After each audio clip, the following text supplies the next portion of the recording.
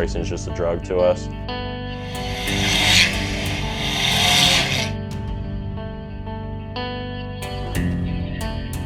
If you can drive Painesville Speedway, you can drive anywhere.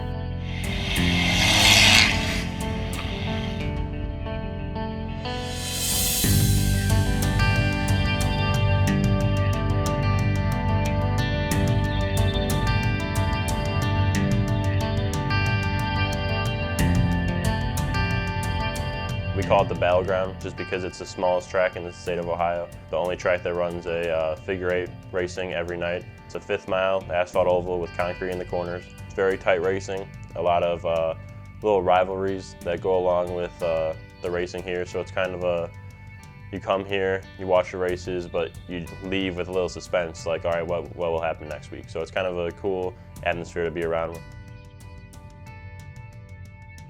My family as a whole, my dad's side of the family, they were always here. My grandpa Joe raced figure-8 here back in probably the 50s when the track first opened, and the 60s. And then Dad and his siblings raced here. My dad quit racing in '85 due to a medical condition that he had.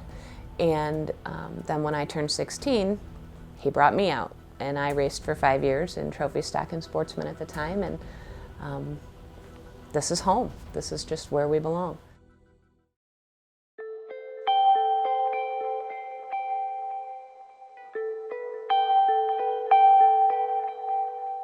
The previous owner decided that they had had the track, I want to say, for probably 5 or 6 years, and then it was just time to move on.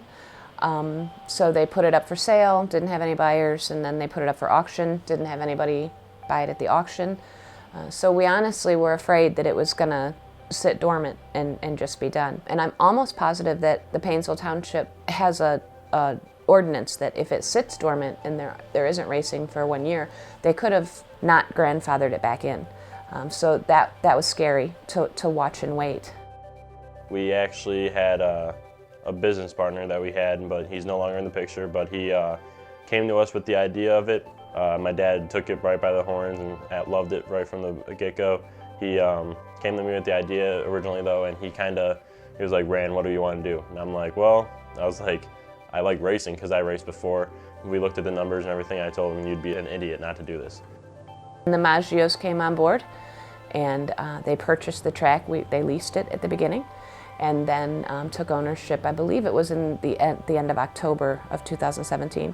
So we had about 3-4 days to get everything ready. The grass was up to our knees. The track was a mess. Everything was pretty much garbage was everywhere. Our track crew and everything, we worked very hard to get everything ready. When they took ownership, we came down and concession stands had been dormant for quite a while. The track itself needed cleaned and weeding, but I can remember coming down on that first Sunday and there were people that we didn't even know. Mr. Lawson was here, and even though it might seem trivial, he was down under the grandstands pulling weeds. You know, we had to get him out of there because they couldn't, the grass was high, it was bad. So that was incredible to watch. Throughout the season last year, we painted pretty much everything here. We have to paint the walls pretty consistently just to make it look good.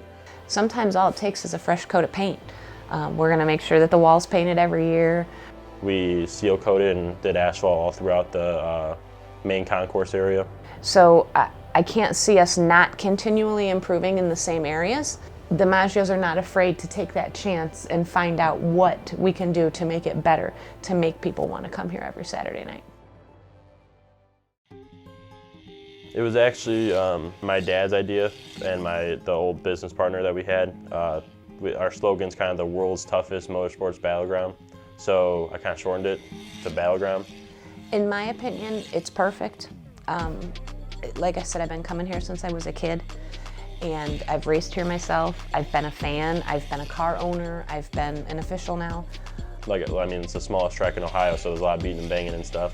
You come on the track and you're in a battle. The guys are really starting to buy in. Obviously, there's rivalries here. There's drama on the track and stuff like that throughout the season. Racing's just a drug to us. It's our livelihood, really. And no matter what, we've always said, if you can drive Painesville Speedway, you can drive anywhere.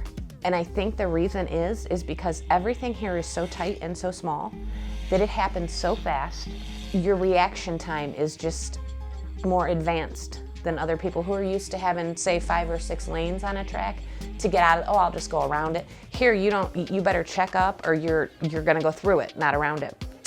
So I believe that our drivers here have a special ability versus a driver from somewhere else, because when you're born and raised here and this is where you start your career, you can go anywhere and race.